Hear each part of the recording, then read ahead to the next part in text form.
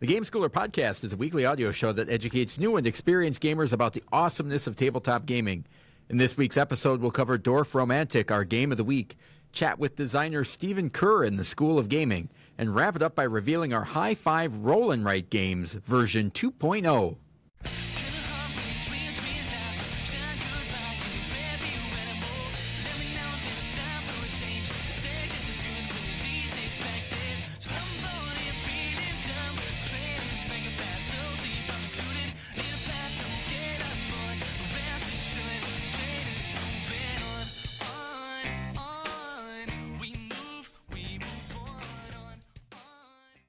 Welcome to the Game Schooler Podcast. I'm your host, Doug Kotecki, along with my co-host, Dr. Michael McCabe. How's it going, Michael? How you doing, Doug?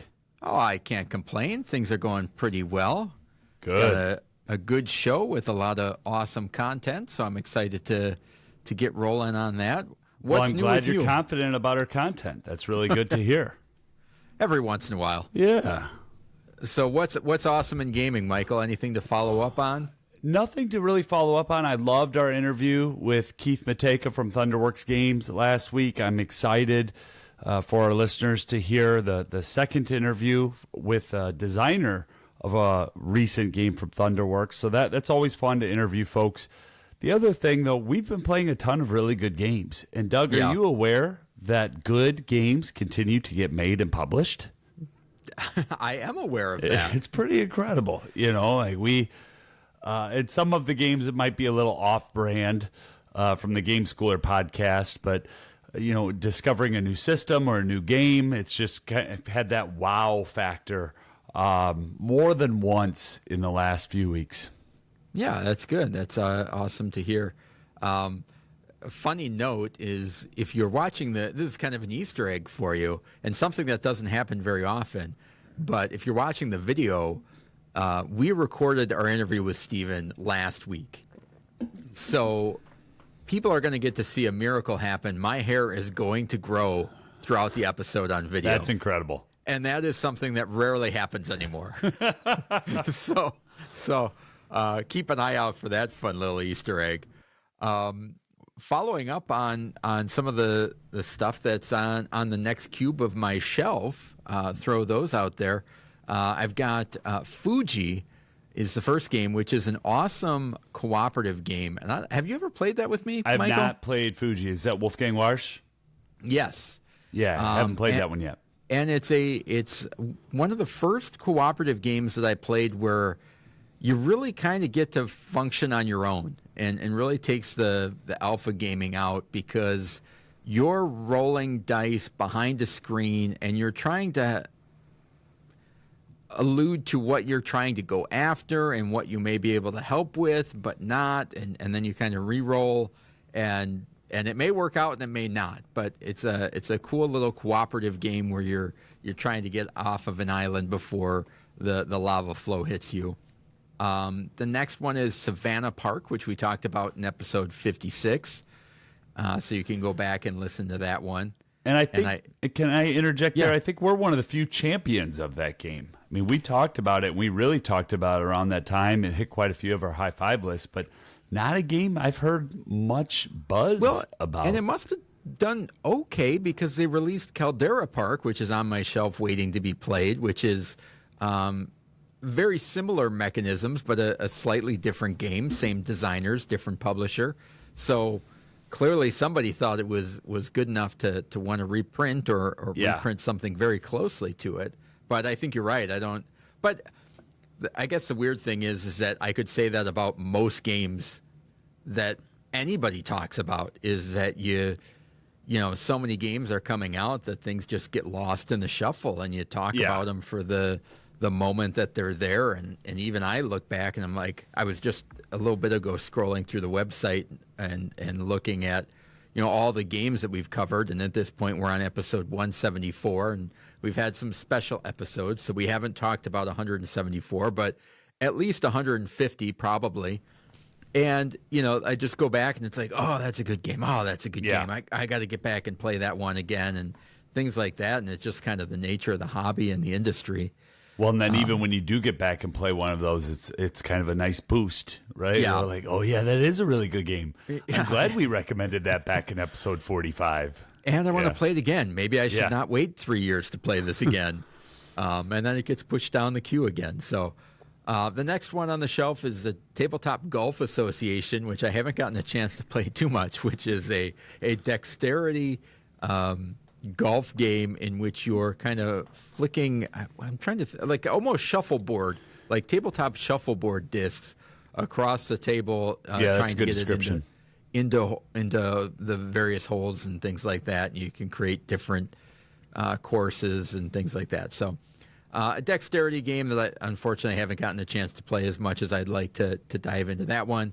The next one is this is a shelf of randomness. We've got kind of all over the board here. So there's no distinct publish here because the next game is Periodic, a Game of the Elements, which we talked about in episode 41, which is an awesome game and one of the few and only ones that has used the table of elements as a game board. Yeah. And does it with a great game and not just a weird educational variant and things where it's like, oh, clearly I'm learning. So they do a good job on that. And the last one we talked about in episode 126, which is Fire Tower, which is a great, very competitive game trying to burn your opponent's fire towers down in a forest. So kind of a happy sing-along theme. But it works really good. We played it in Board Game Club this past spring, and that worked out really well. Yeah. So I think it can do well. So that's Beautiful what's on my game. shelf. Did you want to talk a little bit about Role Player Adventures? I thought we were going to talk about that this I week. do. And then I think we should probably talk about, I think you and I will be in sync on that. Let's talk about Role Player Adventures. Do we want to talk our overall impressions of it, our experience with it, our plans for the future with it? Are we allowed to talk about the upcoming Kickstarter, or is that embargoed? Could be. Well, Keith will tell us after it airs. Yeah, Keith will tell it. He likes the hype. He's a businessman. He'll be happy with it. Yeah, let's talk about Role Player Adventures. Go ahead. No, I was just going to kind of do a brief overview of the game. Role Player Adventures takes the character that you create in the game Role Player, and you don't have to. Basically, you can use the character that you create in Role Player, but you can also kind of quickly generate one on the fly to start the game out. And it is a campaign game in which you go through a story-driven campaign game where you go through multiple adventures, traveling around a game board. There's a separate board for every adventure, and you're meeting people. You are trying to, there's combat, there's tests that you need to pass, and you're using dice similar to the ones that you've used in Role Player to kind of complete those objectives. And it does a really good job of, as you meet people, as you make decisions, you're getting various keywords and items and things like that are then referenced throughout the campaign. If you have this keyword, then you read this part of the story. And so there are a lot of divergent paths to go out. And we've probably done 60 to 70% of the campaign, I would say, at this point. Yep. Slowly working our way through. And it's been a phenomenal experience. Yeah, it really is. It is the main game of the evening. When Doug and we have another person in our play group that plays it and facilitates it. And oh, by the way, he was a part of the play testing and probably helped to design the insert, although I don't see that on the credits I'm looking at, but I'm guessing he did. Anyways, when we play it, we take it. It's 2 hours, right, to get through an adventure. But it does a great job. That initial adventure is only about an hour and a half to get through, and man, it makes me want to come back to the world of Ulos and play again and play again and play again. I'm going to send it back to you for a quick second while I just look something up, Doug. Yeah, and it does a good job of, the name would imply, Role Player Adventures. It does have the feeling of role playing and everybody getting into their character and kind of making decisions that are in tune with their character and what they may think. And so it's been a nice experience of having that role play element in a tabletop board game as opposed to a traditional RPG. Yeah. I'd like to just talk about what's in the box, if that's okay, because Sure. it is a tremendous box. This sits atop a calyx, folks. This is not one that you're just going to slide into a cube and stack it nicely against other role player games, because when you get the lid of the box open, there's books in there. And the first time when I opened the lid and I looked, and I was like, oh my goodness, I don't know that much about Dungeons and Dragons. I thought this was role player. Yeah. And then all of the sudden, how the game board and the pieces kind of come out and go back together in the box. It's very intuitive once you get started and get it up and running. And the other thing about it, they have amazing expansions. So I just wanted to say that too. Like I'm really looking at two different parts of our audience. If you've played role player and you're thinking, yeah, I want to know more about role player adventures, the base box will take you far. Those campaigns, there's a lot in there, a lot of different paths you can go down. You okay if I talk about the expansion that we've been playing with? Yeah, you talk about anything you want, Mike. All right. It's Nephra's half your Judgment. podcast. Yeah, but I wanted to check with you here because I know sometimes I can go too far off the deep end. But Nephra's Judgment, what that expansion does, it gives you alignment, and it's not overly complicated. You get a character, and then you have this little 3x3 grid with good and bad on it, and you're going to kind of chart on the alignment. Very similar to anybody who's even tangentially aware of D&D. It gives you that vibe of, oh, this decision matters, right? If I accept this bribe, or if I do the right thing and give it away, what do I want to do? What will my character do? And I'm playing as a little frog thief, so I have to constantly keep that in mind. And I've just had a blast playing it. Before I send it back to you, Doug, I wanted to say that expansion. So if you're in like a new gamer enthusiasm, or I gotta buy it, it could be a little bit hard to find right now. But we have sources that will remain nameless that inform us that another printing is on the way of Nephra's Judgment. So very, very soon, some of those expansions will be out and about in friendly local game stores again. Yeah, it's just that expansion primarily adds a little bit of the kind of little individual stories. So it fleshes out your individual character a little bit more. Well, if you're not using that in the base game, it's less of a center point. Yeah, you don't won't have side quests, a few little. You're more focused on the decisions of the group as opposed to maybe personality decisions that you might make as a character. And the way that the books are laid out are really well. The way that the maps go on the table, it's not a gigantic table hog, which is nice for a game like that. And some of the games that come out nowadays, where it's like you need 5 tables to set this up, and 2 rooms, person, 2 rooms in a game. So it does a really good job of a lot of those things that we wanted to talk about it and highlight it. It's not something that we'd probably have as a game of the week just based on it falls outside some of our criteria. It's a little bit long. But it's phenomenal. And the other thing that I just want to say, there's another expansion that I don't have and I probably won't get, and I'm going to explain why, and that's called Gulpax's Secret. So if you get through Role Player Adventures, you're like, boy, I'd love another 5 campaigns. You could throw down another $40 or $50 to pick up Gulpax's Secret.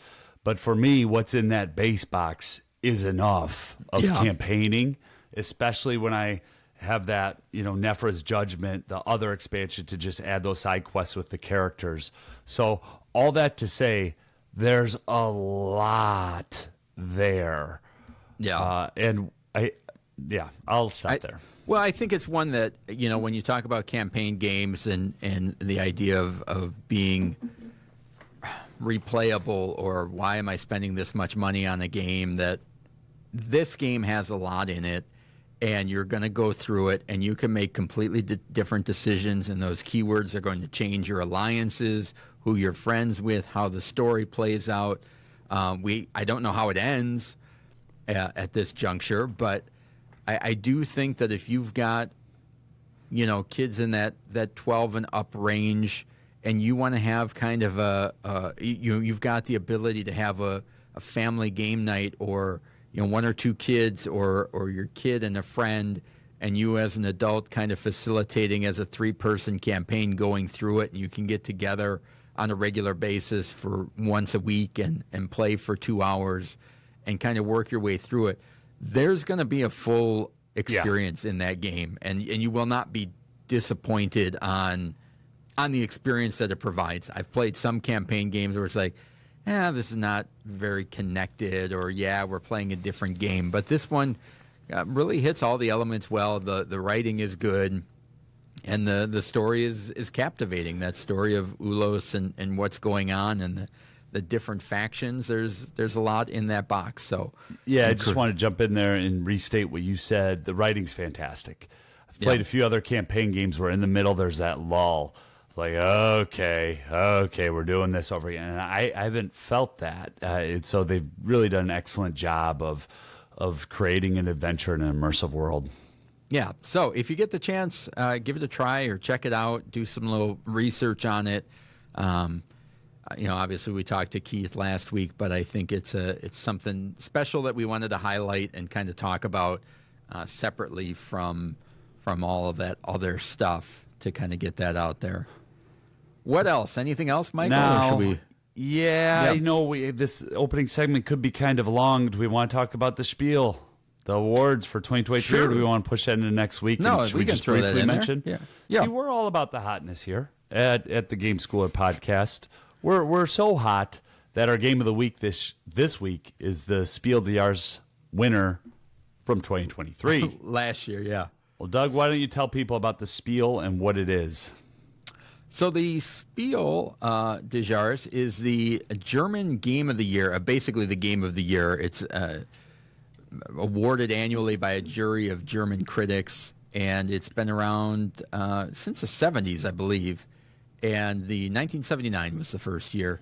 In 1989, they added a Kinderspiel, which was a children's Game of the Year. And in 2011, there has been a Kennerspiel, which is for a more kind of complex game. So all three of those have been announced.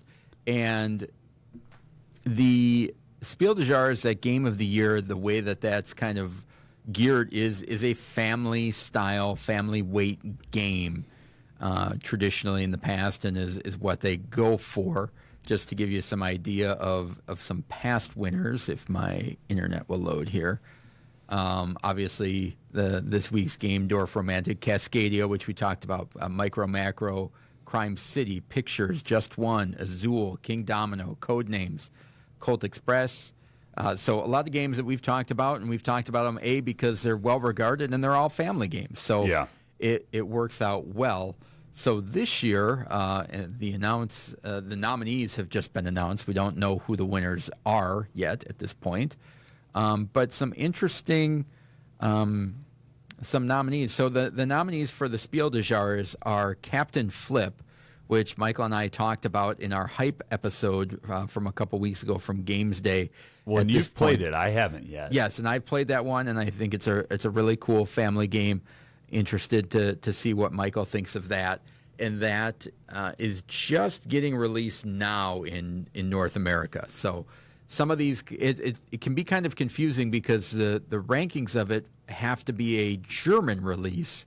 So sometimes there are games that are not out yet in North America, or games that have been in North America for a couple years that have finally released a German version. So it's like, wait, didn't that year come out 2 years ago? Well, it did, but the German version just came out. So Captain Flip, in the footsteps of Darwin, which we talked about on this podcast. In episode 135, just when we got back from Gen Con. Yeah, as a game of the week. And Sky Team, which Michael has played, but I have not played, which is a two-player cooperative game with hidden communication. There's some jury recommended titles, which are Harmonies, Pastiche, Phantom Inc., Shots It If You Can. That's okay. Trekking Through History, and Trio. So we've talked about Trekking Through History on this podcast as well. Anything else you want to say about those, or should I move on to the I think Kenner? that's just a nice little shout out and connection. And folks on our Discord were chatting about it in the last couple of days, so I just wanted to throw it in the intro here to see what bounces back off of that. Another, I would say, board game arena, a game schooler podcast, Fun Times, is Forest Shuffle. A game that I really enjoy, a card game where you're trying to just make combos upon combos upon combos, and it's a little maddening from time to time. But that was also in the recommended for the Kenner Spiel. So Yep. I was very interested to see, you and I had a conversation offline about, is this light hobby, is this family, where does it fit? And then where you see that the jury fits the game. I would say Doug won that one for Forest Shuffle in the Kenner Spiel and not in the regular Spiel. Yeah. So, no, I think that was good, and love to hear what people are thinking about some of the nominees and games that they have played or want to play over in our Discord. Yeah, and even the Kenner Spiel nominees are on that edge, that teetering edge of light hobby with Daybreak, the Guild of Merchant Explorers, which we both have played. I love that game. And then Ticket to Ride Legacy, Legends of the West, is on there as well. And unfortunately, most of the kids' ones are usually full-blown German titles. And if they do well enough, they sometimes come over to North America, and a lot of times they do not. You never hear about them again in very North delayed. America. Mm-hmm. So those are the nominees. Before we move on to the game of the week, I want to remind everybody to continue to check out the YouTube channel with their video versions of this podcast that you're listening to right now, as well as board game overviews. We just released a video for Dabavala. So if you want to see what that looks like on the table and kind of get a brief overview of how it works, go check that out. Please like and subscribe over there. If you want to join the conversation with us, you can join our Discord by going to gameschooler.com/Discord. Please continue to spread the word about the podcast. And if you wouldn't mind, if you're on Apple Podcast, go on there and leave us a 5-star review. That helps us out quite a bit as well. Even if you've already done it, do another one. Make up a fake name. I don't Burner care. account. And if you have any questions, feel free to contact us. Email at gameschooler.com. Again, email at gameschooler.com. And there's also a contact form on the website as well. So with that out of the way, let's move on to last year's Spiel des Jahres winner, Dorf Romantik, the board game, our game of the week.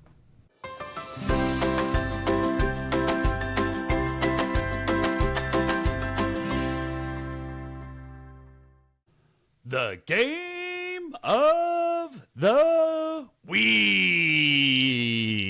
The game of the week is an in-depth look at a family-friendly game we think you should try if you get the chance. This week's game is Dorf Romantik. Doug, give us the stats. All right. Dorf Romantik, the board game, was published in 2022 by Pegasus Spiel. The designer is Michael Palm and Lucas Zach, and the art is by Paul Ryby. 1 to 6 players, 45 minutes, ages 8+.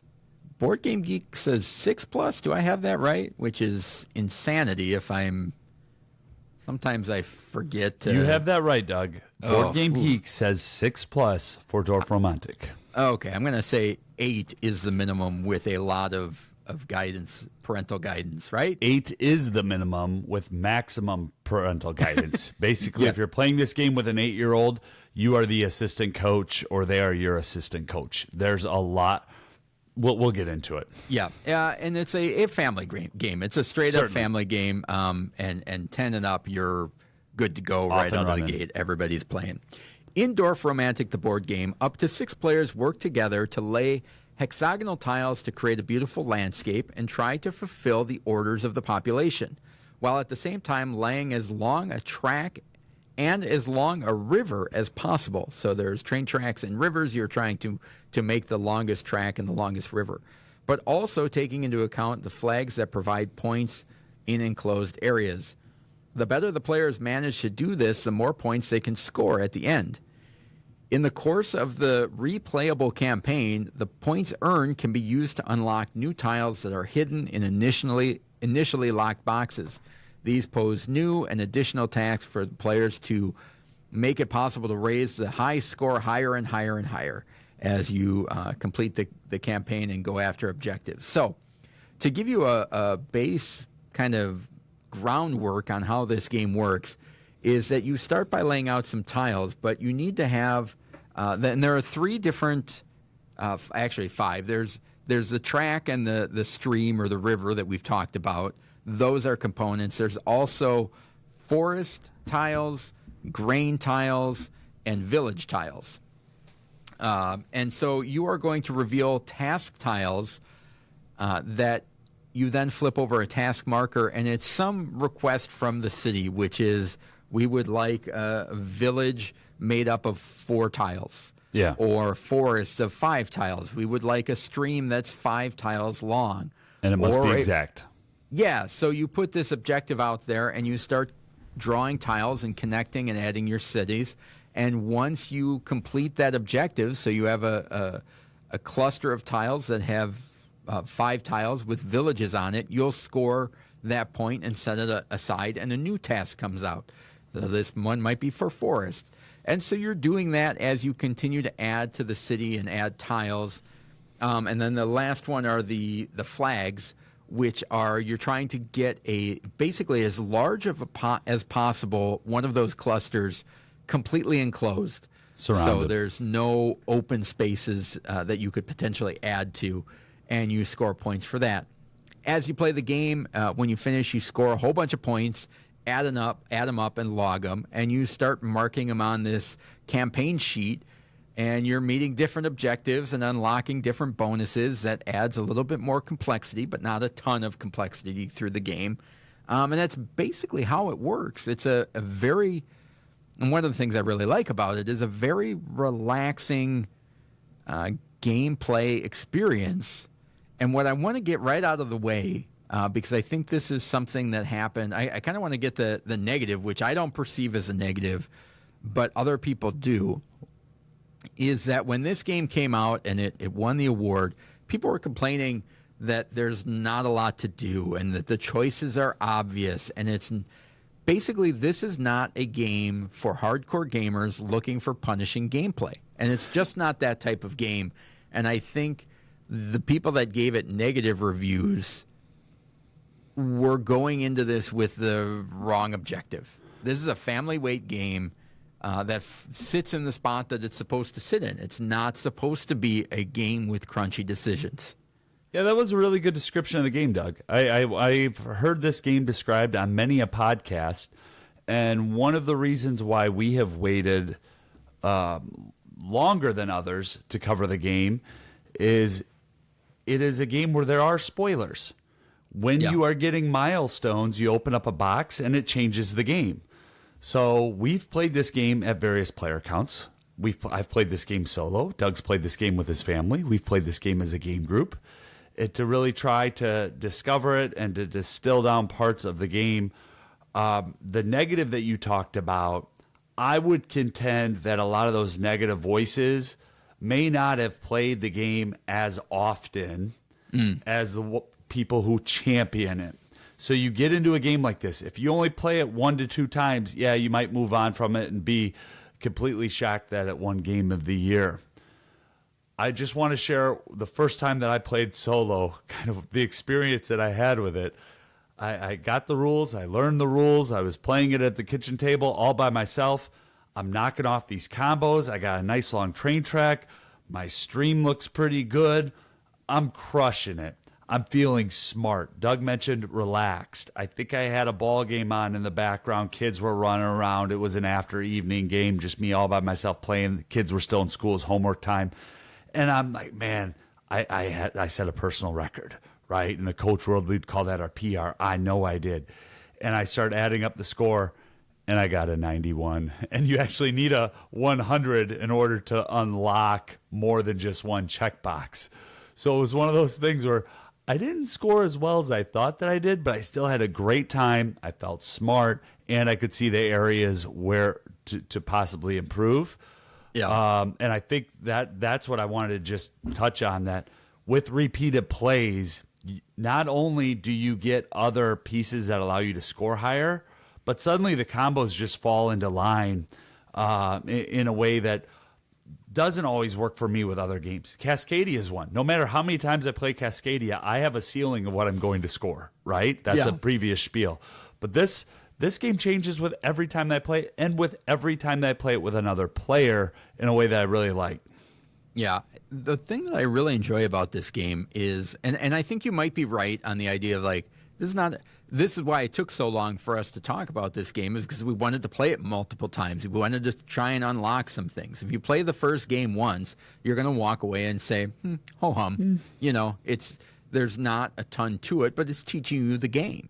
Yeah. And one of the things that I really enjoy, this to me is a game that is designed for gamers and non-gamers, and that I can play this game with my wife and my kids and people that are not used to playing games, and they can be involved and they can make decisions, and we can have fun going on this journey together without the pressure of, well, that's not an optimal move, or we should, all that type of stuff. This game really feels cooperative and collaborative to me. Yeah. Because yes, the person that's flipping over the tile they have the ultimate final say. But every time I played this, every person on the table is like, well, we could put it there, we could put it there, and it opens up into a discussion, and not in a jerk way of, well, clearly it just needs to go there. Yeah. As the game goes on, it's like, well, we could put it here and make the stream longer. We could put it over here and try and close this in. We could put it over there. And there's that discussion on, is it right for now? Will it help us set up something later? Is this in a good, and I've really felt like this does a good job of having that cooperative experience and that collaborative group discussion in a way that's not in a lot of cooperative games. Right. That it's almost everybody playing at once. Yeah, that's a good point, because the tiles that are coming up next, you don't know what they are. They're flipped upside down.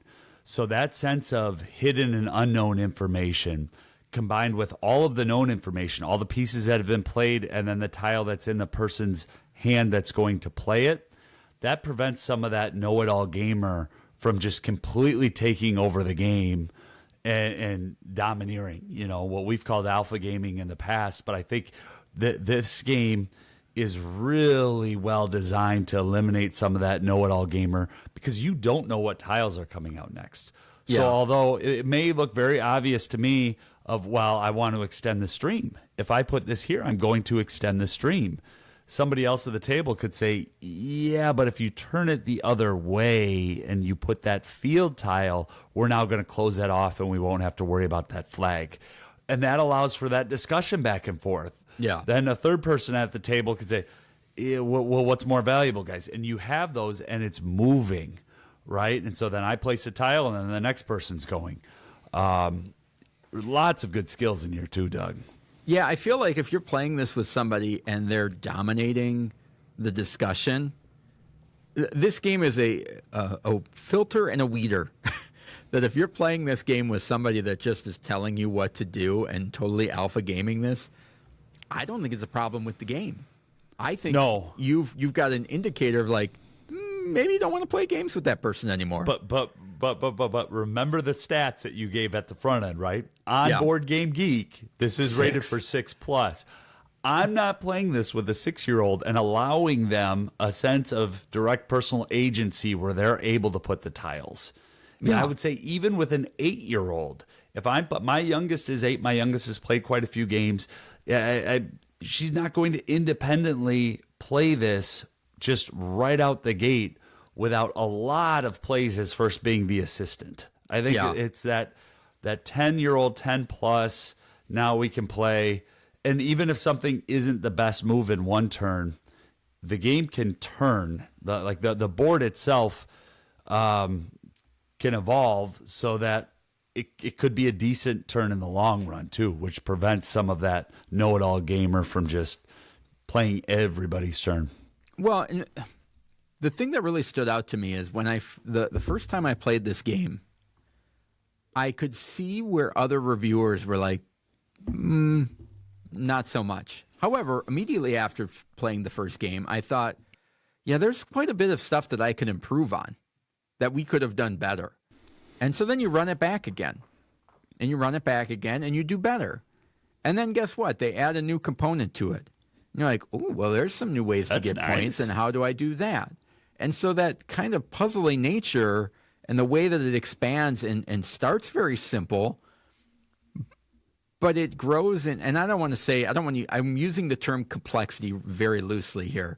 As it grows in complexity, there are more combos, there are more things to think about, and it forces you to work together more. And I can see how people could get on, start playing this game and be like, I think we had somebody in our Discord that was talking about they wanted to complete every objective, and they were playing the game until they did that.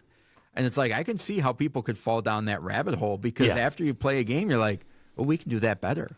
Ooh, we got this. This is going to score more points. Ooh, we got this. This is going to score more points. How can we integrate that? And all of that stuff that happens is this game really blossoms as you play, as opposed to a lot of games where it's like, oh, it seems like a sandbox. And then you start playing it, and then it just shrinks in on itself.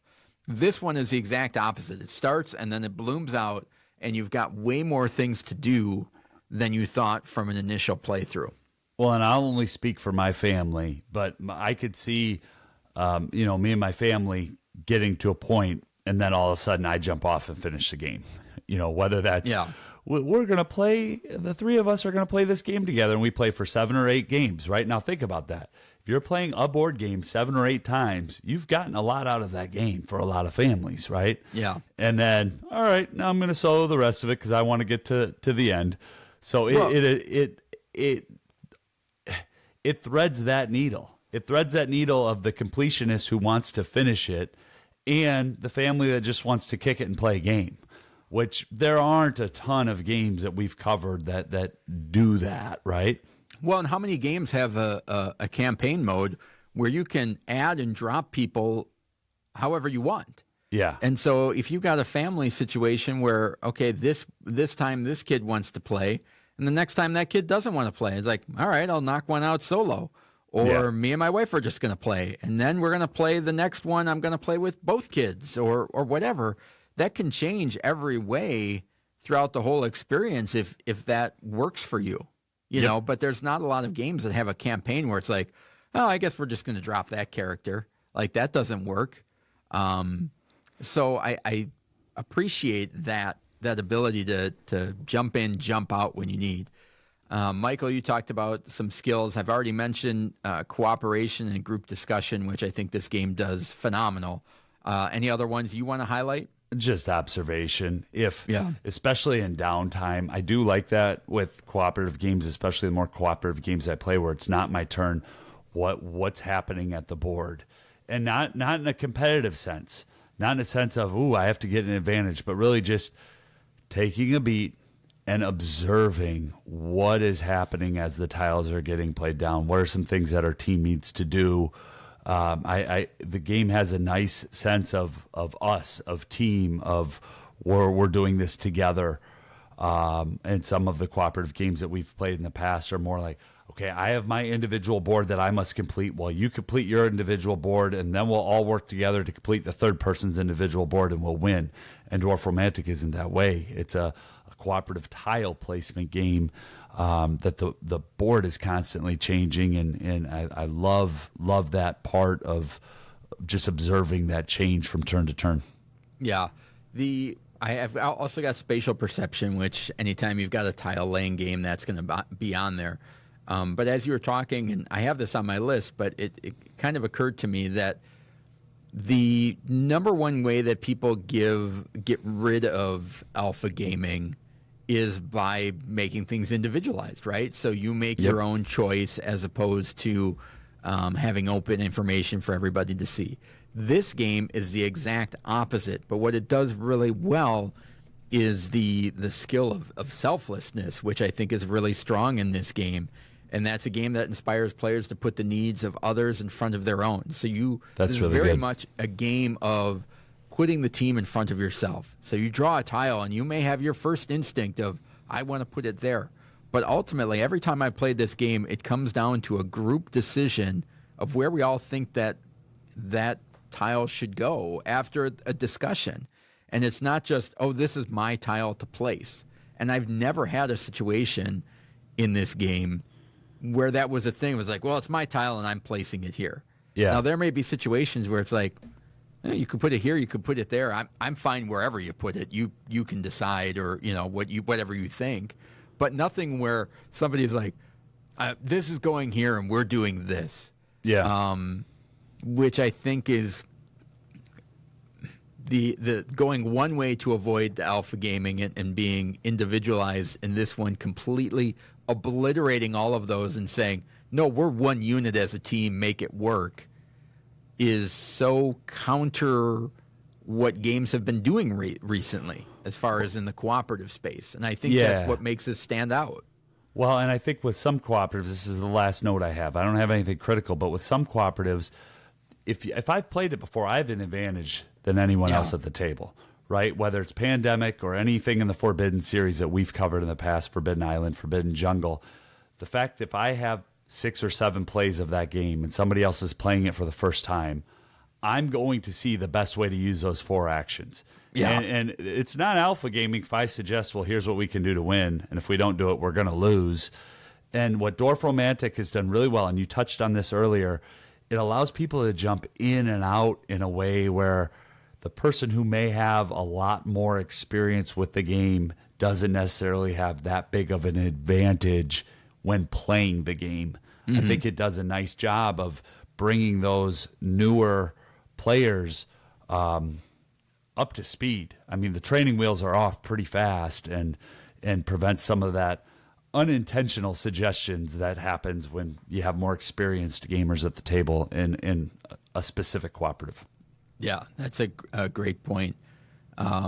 So this, I think this is going to fit for family game night, a great game that you can play solo, and obviously that idea of jumping in and jumping out depending who's there. If you've got a couple of gaming friends, you can play a couple of games with that, and then go right back to your family and say, hey, we unlocked this. This is a new thing we got to keep in track of. So there's a lot of opportunities for a game like this, and a campaign game that allows that flexibility, where normally it's like, oh, I hope I can get this group together to play 10 times over the course of the thing. This is one that you can buy, sit on your shelf, and play it when you want to, and get it out and bring it to Christmas and play with your family, and then keep finishing it later when you get home. So a lot of opportunities in this one. And for me, there's no surprise that this one is Spiel des Jahres.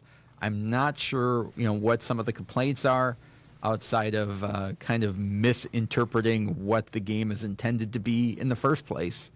And that is our game of the week, Dorf Romantik, the board game. With that out of the way, let's move on to the School of Gaming.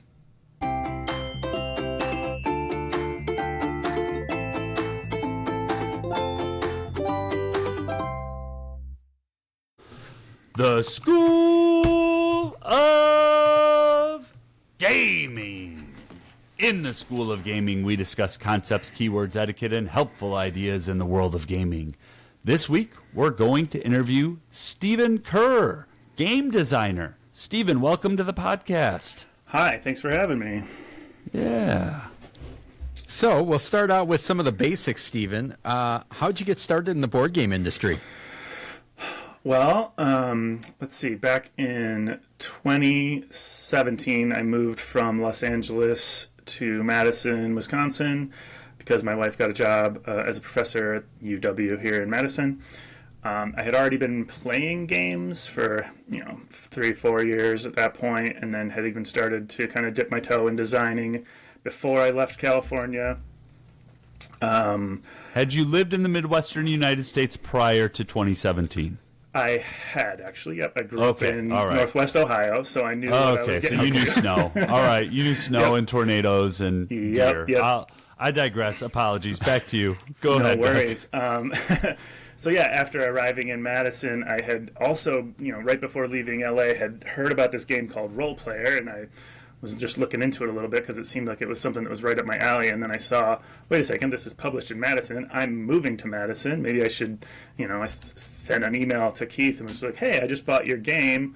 I'm moving to Madison. What's the deal? What's the board game scene like there? And he swears he never remembers this email, which I'm sure is true. He gets lots of emails, but anyway, he was super gracious and sent me some good info. He talked about GameholeCon, which is our local Madison gaming convention every year.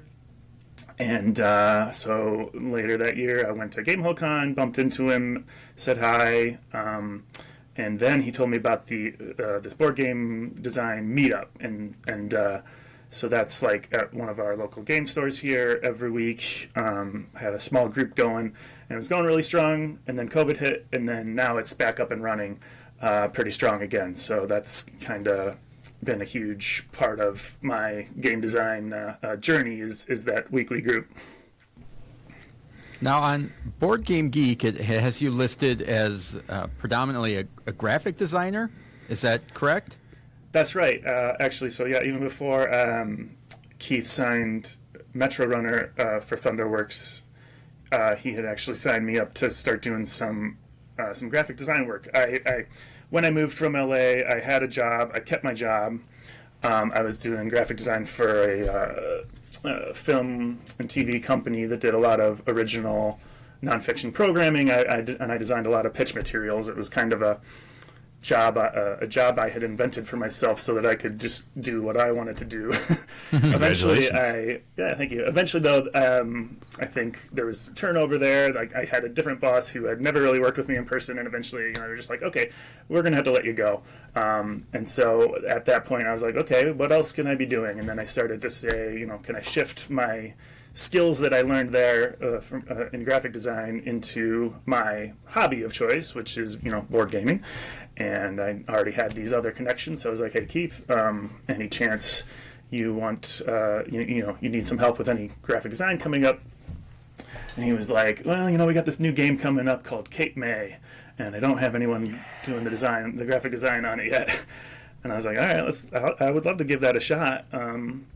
And so, yeah, that ended up being my first project. I know, Michael, you were saying earlier that that's a game that you love. And so, yeah, it was my first game that I worked on. And it was a huge learning experience, I think, for myself mostly. And Keith also, we learned a lot working together on that. And sort of found the rhythm of how to work with each other. And then it worked out. And so a couple of years ago now, I just kind of transitioned over to just being a part-time Thunderworks employee so that I'm not having to, bill per project. And I just am there weekly at the meetings and able to contribute on all sorts of levels, which is a whole lot of fun as well. So how is graphic designing different than the illustration in terms of board games? Because I think some of our listeners might be confused when we're talking about a graphic designer compared to some of the art that we see in games. Yeah, I think that is a good thing to kind of delineate. And a lot of times when I'm talking to like family members or whoever who's not in the industry, I get that sort of confusion a lot. They're like, you did this? And I'm like, well, hold on. I didn't paint that beautiful picture, okay? I did the layout. I did the text. I made sure that it's readable and legible and functional, most importantly. And so I think, the biggest difference is the art is, what we're experiencing of the game, but the graphic design is the necessary part of interacting with the game, right? And I'm assuming what a lot of graphic designers do, what I certainly am trying to do, is find the line of what's the least I need to kind of distract from the art while still making the game easily playable and enjoyable for everyone at the table. So, yeah, it's a super important skill because Every once in a while, when somebody goes too far down to the theme, and then all of a sudden the text is unreadable, and it causes more headaches than it's helping. But it was cool that it matched the theme, as opposed to, like you said, it's like hide in the background, but be completely functional and blend in with everything else. Is quite the wire to walk upon. I think so, yes. That's awesome. Well, Stephen, we really want to hear about your Kickstarter. We really want to hear about this labor of love, Metro Runner. But before we get into that, what's awesome with gaming? What's awesome with gaming? I think what's awesome with gaming is it's a shared activity to do with friends, but that also exercises parts of your brain and that you don't normally get to, and I love that combination of things. I actually completely I went to college for photography, and which I guess sort of eventually led to graphic design. But either way, what I loved about photography at the time, this was like I was still doing it kind of pre-digital for the most part, is the mix of art and science, of like, the framing and all the technique, but then you have to actually get the chemicals right and do all the measurements and everything correct on the back end. And so something about like combining those two spheres is always intriguing to me. So yeah, having the friends, but also working on this puzzle together. Cool. Awesome. And what's favorite game that you've been playing recently? Favorite game I've been playing recently, I just picked up the Salton Sea from Devere Games. Yeah. And I find it super interesting. I really, really like the worker placement game, but it is so super punishing in terms of the economy of the game, because, the whole hook of that game is that the money cards, the money you use to do everything in the game, are also your better actions. So in order to do one of your better actions, it might be like they're in $1, $3, $5 increments. You might be using a $5 card, and there goes most of your money for the rest of the round because it's now used as an action. So yeah, figuring out how to get the most out of that game was a lot of fun, but it was challenging. Interestingly enough, not to get too much inside baseball, but the person who was just telling me about that game and described it almost precisely in the same way you did was the sculptor on your project. Let's see what else Dan Cunningham is credited for on Metro Runner. He also designed our tray. The tray. I Yes. assumed that, but I had not associated Dan with being a sculptor before. So lots of things that go into our hobby. Tell us See if he can make me a Michelangelo to put in my house. There you go. Tell us about Metro Runner. Tell us about it. Sure. So yeah, Metro Runner was one of my first game designs that I ever came up with, and definitely the first one that I took on the long haul with me of trying to actually get it made. It started out just as a very simple combination of game ideas that I kind of swiped from other games, and then it built up from there. The very early version of it was just this 2-player game, and you were moving your runner around this track of cards and trying to be the best out of 2 of 3 elements of the game. The current game, the final game, is super vastly different from that. Is now a 1 to 5 player game with a whole victory point system, multiple tracks involved. It's gotten bigger.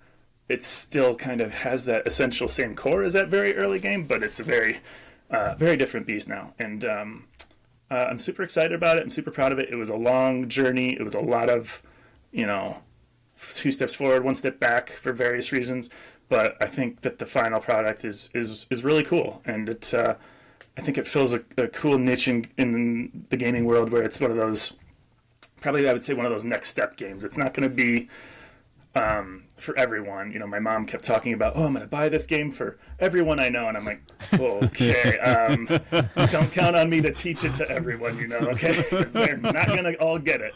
But, someone who has been interested in games for a year or two sees this on the Kickstarter, maybe also likes cyberpunk as a theme. I would hope that this could be right up their alley. Cool. And that is coming out when? So Kickstarter backers, I believe, will start receiving their copies next month in July, and then we'll have the official release then at Gen Con early August. Aren't you just holding your breath for those initial backers because of how, or not? I can't imagine how nerve-wracking that would be. See, at the Game Schooler podcast, we celebrate what's awesome with gaming. And Doug and I play a lot of games that one of us will trash or not care for. We just don't talk about on the podcast a whole lot. But you've got to just be holding your breath for some of those initial responses and Board Game Geek forums and things like that, aren't you? Or no? Am I imagining? Okay. No, I think you're spot on there. What I'm hoping for is, you spend enough time in this hobby and you hear about people talking about like, oh, that game has inflated reviews because of all the Kickstarter backers. And I'm like, okay, I'm hoping for some of those inflated reviews from Kickstarter backers now. That's really good. Love the honesty. Hopefully the inflated reviews will carry us right into a sold-out Gen Con, and we can ride the hype train to Christmas. Exactly. Choo-choo! So, no, but it is definitely nerve-wracking. This, as a creative person, this is really like one of the first things of mine that's going to be out in the world for everyone else to experience and either love or possibly hate. So, we'll see. Yeah, well, congratulations on that. We're going to be at Gen Con. I think one of the few ticketed events that we've actually purchased are for the Hot Games Room. We have a 2-hour stop in there. So if it's in the press room or if it's in the Hot Games Room, I will certainly check it out. If you want us to smuggle it into the Hot Games Room. That sounds like a good idea. Well, I was actually going to give Stephen a warning, and I think it's only fair to do. Keith has seen me in this state. If I enjoy a game, I'm an enthusiastic person, and I don't hide that. I am who I am. But if I enjoy a game, I'm prone to run right up to the designer. I won't hug you. But if you get a slap on the back and a knuckles and, hey, man, I got to tell you, I really love that game. So you've been warned. If you see me at Gen Con making a beeline towards you, you might just want to get that left hand out a little bit. Unless there's metal coins behind you. You could be running for those, too. Yeah, okay, to hit me with them. All right. No. Well, any other questions, Michael? Let me get back into my question set. Yeah, I do. I have one. What else are you working? I have two, actually. What else are you working on in the industry? I mean, designer, graphic designer, and I know this one's coming to launch, but typically for creative people, they have 3 or 4 different projects going. Sure. On the graphic design side of things, in addition to all the upcoming Thunderworks projects, we have Emerald Skulls, which is our next Kickstarter coming in July. Really fun dice betting game with 0 downtime. Everyone's involved in every turn. We're very excited about that one. And in addition to my Thunderworks work, I do a lot of work for Pencil First Games. Oh, yeah. And they just had a Kickstarter a month or 2 ago that was their Nature Line Trio. It was 3 different games. It was Sunrise at the Studio, which was a pottery-themed game. It's Floriferous Pocket Edition, which is the smaller version of Floriferous, and then it's another small box game called Snowfall Over Mountains, which is a solo game. And so I was the lead graphic designer on those projects, although Floriferous was not originally done by me. And then finally, so you had to come in and clean it up. That's the humble way of saying it. You were brought in. You were the closer. It wasn't really clean up the original graphic designer. Yeah, the game was already beautiful. He was a disaster. The game was already beautiful. It was more about how do you kind of take this game and make it smaller, essentially. So I had a little bit of work on my hands, but it was already mostly there. And then the other kind of thing I'm doing graphic design wise is I work a lot with another Wisconsin designer, Stan Kordonsky. I've been doing some work for him as he's kind of launched his own publishing company, Half a Kingdom Games. So I did graphic design on his most recent Kickstarter, I believe was Nova Roma, and then there's a few projects of his coming up that I'm scheduled to work on. On the design side, I don't have anything else signed currently, but I've got some projects in the works. There's one that I'm ready to hopefully show to some publishers at, if not Origins, then maybe Gen Con. and it's kind of it's a little lighter than Metro Runner. It's a tile placement game about building your own haunted house.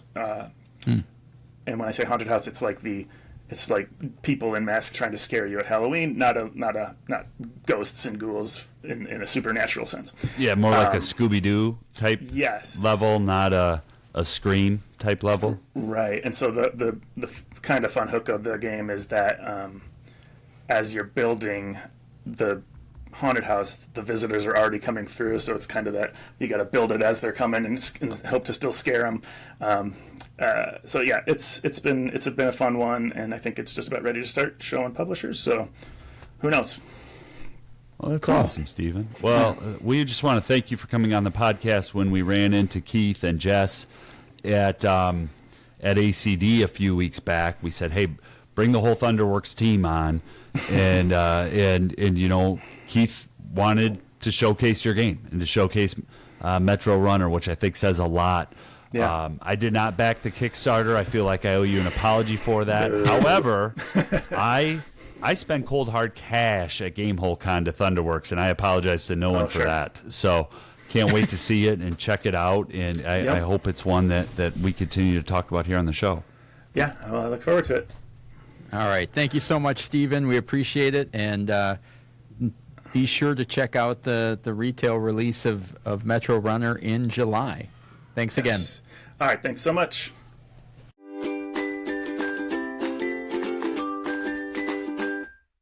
If you're anything like us, you're constantly on the hunt for new games to check out and try out and play. This week, Michael and I are going to be revisiting our High Five Roll and Write games. We did this. What episode did we do this in, Michael? 28, Doug. Way back in 28. Did you even have a full list in this one? I did not. I was straight up assistant, co-host, assistant to the host. It was just your list. I commented on it.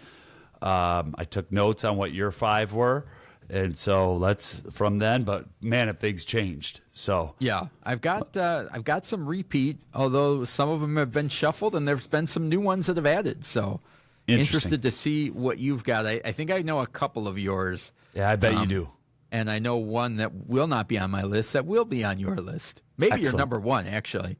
Well, and I love roll and writes, but I really have about 6 or 7 that I tend to love more than others. If you're okay, I'm going to jump right in. Yeah. The latest one on my list is By the Good Doctor, Cascadito 2024, one that I kind of was making fun of in our hype episode because this game was included on a 2023 Kickstarter from Reiner Knizia and Bitewing Games, and it's also available in North America from All Play for $19. So what's cool about it? Well, I think this is Dr. Knizia's take on roll and writes. This is a track game. You're rolling dice and marking little hexes on a sheet, and the second hex of the route you mark off scores, and you move up on that track.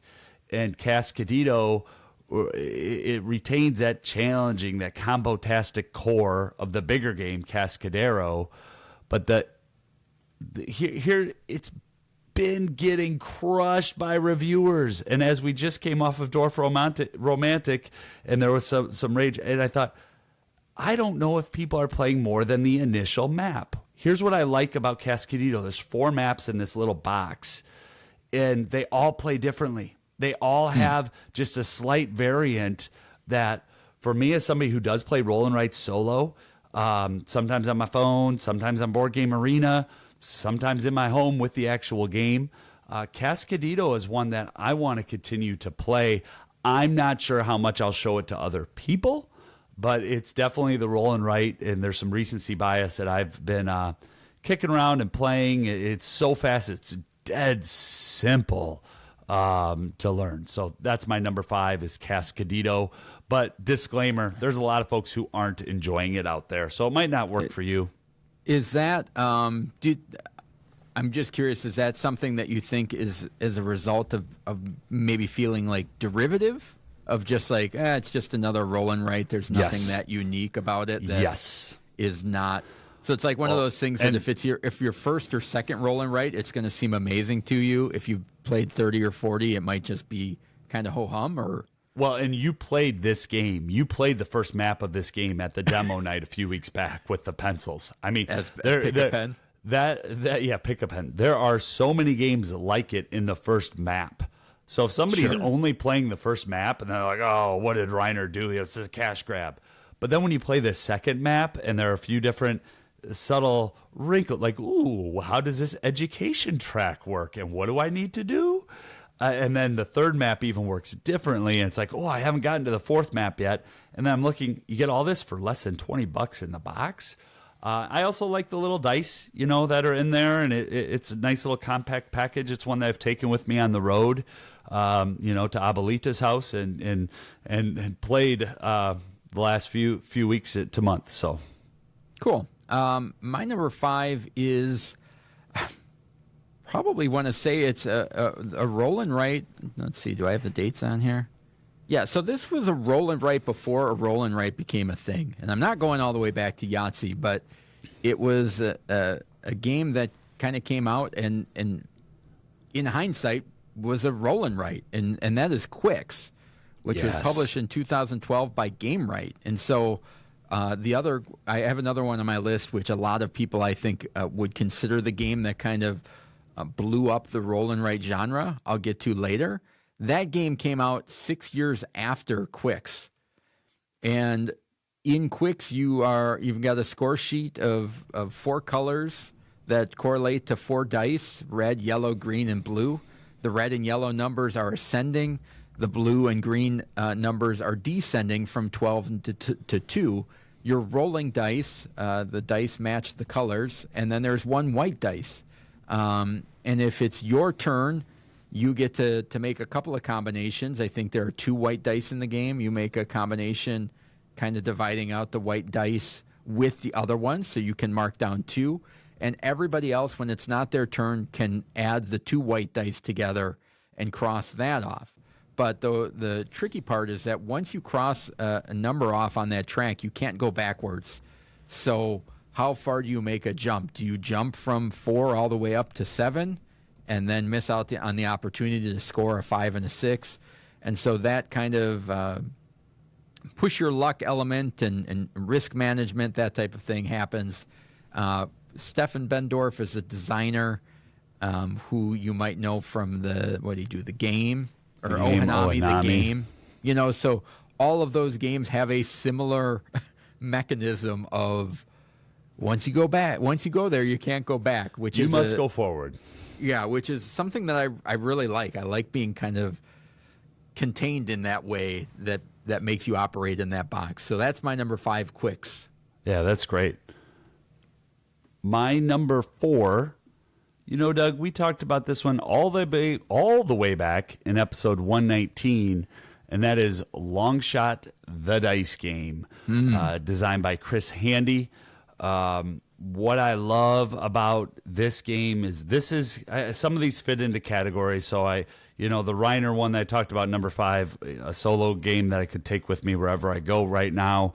Longshot the Dice Game is a quick, plays in under a half hour, family-friendly gambling game where I get to chuck some dice and mark off some different combos on the sheet. Let's say betting instead of gambling. Yeah, that's a better word choice, actually, Doug. I was a little upset that you cut in on my rant there until I realized you were correct and I was wrong. Word choice is important. It's a quick, family-friendly betting game. There you go. That you don't always have to own the winning horse to win the game. And I think that's just a wonderful little lesson that Longshot the Dice Game helps to push across the table as well. So that's a game that I continue to play, that I continue to get a lot of joy out of, and that is my number 4 roll and write game, Longshot the Dice Game. Yeah, I didn't put this one on my list, but I'm not sure why. I feel like I made the list a week or so ago, so maybe I either just completely forgot it or just kind of, who knows? I mean, there's so many games. And maybe I cheated by looking at my old list because I didn't want to have too much repeat, and this probably wasn't on it, but great game. I'm kind of jealous I didn't put it on my list, but I won't shuffle anything around. My number 4 My number 4, we've been talking about Thunderworks games quite a bit, and this one came out in 2019, and that is Cartographers by designer Jordi Adden.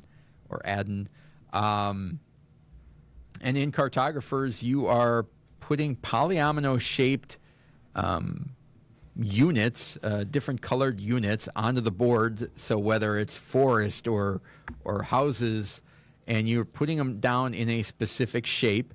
And it has a really cool scoring mechanism that I like, which is in the first round, A and B score, and then the next round, B and C score, and then C and D, and then A and D in the last round. So I love the ability of, okay, this is scoring now, so I need to score points for it. And then it's never scoring again, so I don't need to worry about racking up anymore. I can score points, and I got to pivot either back or forward, depending on how that goes. It is a little bit of a weird one that you have to draw little pictures unless you're using colored pencils to fill in your player board. It's one that I've really enjoyed the app version of to be able to knock out games quickly. So phenomenal game there, and there's several expansions with different maps and scoring ways and things like that. So that's Cartographers by Thunderworks Games 2019. Nice. Maybe you draw pictures. I just draw blobs. And hopefully I can identify what shape they are. I think it's a tree. Marshmallows, river. Yeah. No, that's a tree. Awesome. My number, Doug, roll and write games for me, they seem to come out, get a lot of buzz, and then just fall off sometimes. And my next 2 games kind of fit in that. And number 3 for me is a game called Motor City, which is a hobby level roll and write game from Adam Hill, Ben Pinchback, and Matt Riddle. It's published by 25th Century Games. I'm just going to read the Board Game Geek flavor text because I think it does a really nice job of encapsulating the game. Oversee engineering, assembly, and more to run a productive automotive empire. So it has this feel, it has this vibe of I'm in Detroit, Motor City, in the 70s, late 60s, early 70s, and we're making cars, and we got to get cars out the door at the right price, and everything's got to be running efficiently. When I first got it, I was a little overwhelmed by what was in the box, but then once I started to play it, and admittedly, I've only played this one solo as well. I don't think I've actually played it with another human. The game works really well. It's not as complex as I first thought it was, because the action selection mechanism is pretty straightforward of when you pick up a dice and what that dice does and where you mark it off on your sheet. Also, really nice job of one combo unlocking a combo, unlocking another combo. However, the caveat is that's probably why I haven't played this with other people, because in some roll and writes, the turns can get really long as the game gets going, right? It's one that I did have on my trade list at one point in time, and then I think I took it off. I don't think it's on my trade list anymore because I really do like it, and it's one that I hope that I get played here again and again. But sometimes those more complex roll and write games, I just don't get them to the table as much as like you talked about Quicks or a Yahtzee or even Cartographers. So that's my number 3 is Motor City. Well, now I'm perplexed because I've got 3 games left that I thought would be on your list, and you only have 2 spots left. Doug, I got to 10 quickly. I came in with like 6 honorable mention, man. All right, my number 3, which I think will be on your list. I'd be surprised if it's not. We talked about in episode 29. That's Silver and Gold from Phil Walker Harding, 2019, in Pandasaurus Games. A great little flip and write game in which you are writing, filling in polyomino shapes on cards to complete the cards and then get more and score more points. Obviously, we do a much deeper dive on episode 29, but a fantastic little game that kind of flips things on its head by having the dry erase cards that you use. And I'll stop there in case Michael needs to talk about it later. Keep going. Not on your list? Not on my top 5. Great game. Love that game. It would be a Game Schooler Hall of Fame game if we ever had one. But not on my list. Yeah, I think that game works so well in so many different settings. That's the only thing I'll add in a school, in a house, at a restaurant. It just works. Great design by one of the best designers to ever do it. Yep, and there's a new version, a Pyramids version, but it's not English released yet that may be coming out. So hopefully Gen Con, right? so silver and gold pyramids. So we'll see what happens there. So that's my number 3, silver and gold. Yeah, that's great. I wanted to shine a light on some other games. One is another roll and write that came out. A few people talked about it, and it just seems to have disappeared. And it just came out about 6 months ago, and that's Pioneer Rails from Jeffrey D. Allers, the designer of New York Slice, and Matthew Dunstan, the designer of every other roll and write, but including Guild of Merchant Explorers. He's a co-designer of that game that we mentioned at the top segment of the show. But Pioneer Rails is a flip and write game where these poker style cards are coming out, and then you have 4 quadrants on your little sheet, and you're connecting one little hex to another little hex based on the card that was flipped out. At the same time, you're making a poker hand for that round with the card that came out. And there's a nice little not I split, you choose mechanism, but a similar mechanism with a flip of how you get to choose which card you're going to take versus the rest of the people at the table. Plays really fast. The Board Game Geek 1 to 80 players. I don't know why they stopped at 80, why you couldn't just say 1 to... Probably only 80 score sheets. Probably, there you go. It's 10 plus, 12 plus on Board Game Geek, which I don't understand, because this is a game that I truly, if I haven't played with my 8-year-old, it's one that we will be playing with soon. Fun little game. So Pioneer Rails from Dronda Games. And you still have an extra copy of that? I'll have to check. Okay. Yeah, just won the 2024 UK Games Expo Best Card Game for Strategic winner. Oh, good. I didn't know that. Oh, good. Yeah. So the buzz is still coming. Great. No, phenomenal. Great. So other people are talking about it, and the hype's still there, because that's one that I didn't want to just disappear. It's a fun little one. Yeah. No, I want to try that one out. Good. A theme and a mechanism I like. So my number 2 is we talked about in episode 123, another Phil Walker Harding game, and that's Scribbly Gum. By Joey Games. I think this does similar when you were talking about the Reiner Knizia one. I think this is one that does a lot of things that other games do. It just does it really well. Yeah. And the fact that it's approachable for a family weight to play, and I can play this with a 7-year-old. You know, if you want to talk about a game that may go down to 6, this is one that will go down to 6 as your... and it also has it kind of has that first person to score it, gets to claim it, that type of thing, and moving up tracks, and it just works really well. So it's not a complicated design, but it's done really well, which I think is what makes it so high on my list. The elegance of this game kind of takes a lot of the clunky stuff that is in some roll and writes and distills it down into just almost the simplicity of quicks. So that's my number 2, call. Scribbly Gum. Sorry to jump in there. Great call. And a game you can play with a crayon, with a marker, with a Sharpie. So, that's really good. My number 1, what Doug mentioned, I wasn't sure it'd be on his high 5. That's why I wanted to make sure I got it mentioned in its game I absolutely love, and that's Cartographers, Jordy Allen, and it was a Spiel nominee. So that was my number 1, Doug. Okay. You said everything that I would say about it, other than... I initially struggled with some of the colors, but then I figured that out just by drawing blobs. And as long as I know what the blobs are and can justify it to the rest of the people at the table, I'm good to go. So that's my number 1. Back to you. Wow. I'm shocked that Scribbly Gum, Silver and Gold, and I thought Super Mega Lucky Box were going to be on your list. All honorable mention.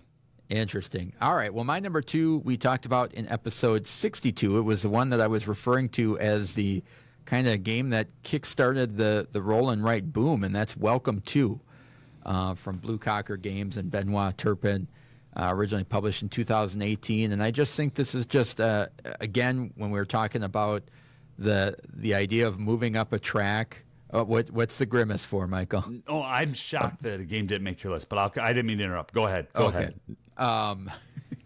Probably another one I forgot, like Long Shot. But... it's another game similar to Quicks, where once you go up, you can't go back down. You can't. If I put a 15 house next to a 17 house, and the 16 comes up later, Tough. too bad. Not in your and neighborhood. So I love trying to keep my options open as my options are limiting, which is... Keep those options open, Doug. Do it. Yeah, exactly. We'll be talking about a game in a couple weeks that also has that mechanism that I really enjoy. And so if you want more details, you can go back to episode 62, but there's a lot of different expansions and maps and things for this game. I think there's a collector's edition coming out soon. Oh, really? I wouldn't be surprised. There's a lot of versions of that. Has all of the maps, and they're all dry erase boards and stuff. So kind of a nice thing that combines everything in there. So that's my number one. Welcome to... What were you surprised was not on my list, Michael? God's shown clever, man. Honorable mention. I thought for sure that'd be on your list. I had it on honorable mention for me. Let's just trade honorable mentions that we haven't mentioned, huh? What else do you have?